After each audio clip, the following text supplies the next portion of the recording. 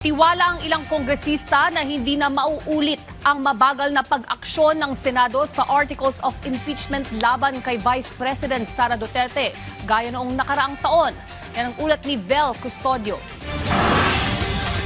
Konstitusyon ang dapat mangibabaw. Yan ang sentimiento ng ilang mga mambabatas patungkol sa inaasahang transmittal o pagdala sa Senado ng Articles of Impeachment matapos makakuha ng suporta ng mayorya ang impeachment laban kay Vice President Sara Duterte. Once the impeachment court convenes, they are bound by the Constitution.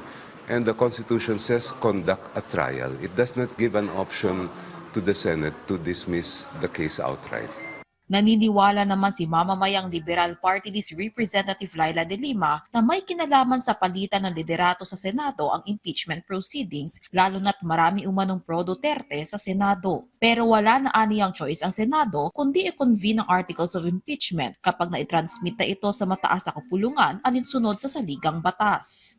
Malinaw sa Constitution na trial shall forthwith proceed kapag nandun na sa kanila yung Articles of Impeachment. So, umaasa pa rin tayo na gagawin ng Senado kahit merong pagbabago ng liderato, na gagawin ng Senado na ayon lahat sa saligang batas. Dagdag pa niya, huwag na sanang maulit ang nangyaring pagbabagal sa proseso ng impeachment sa Senado kagaya na nangyari noong nakaraang taon. Alam ko naman na si Senator Alan Peter Cayetano ay isang mahusay na abogado at naniniwala rin ako na gagalangin niya at susundin niya kung ano man ang nakalagay sa ating saligang batas. Kung sakaling may paglabag sa saligang batas, maaaring maghain ng petition for mandamo sa Supreme Court. Batay naman sa huling update, hindi pa naitatransmit sa Senado ang Articles of Impeachment. Wala pa kasing itinatalagang panibagong Secretary General na tatanggap sa transmittal ng Articles of Impeachment dahil sa palitan ng liderato sa Senado.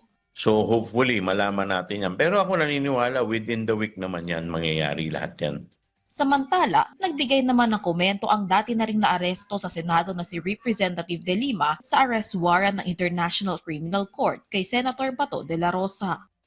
Nung pinakita sa akin yung video na yan na naghahabulan at muntik pa nga siyang madapa, natawa ako noon. And honestly, I view the scenery or the scenario, the scene, as pathetic.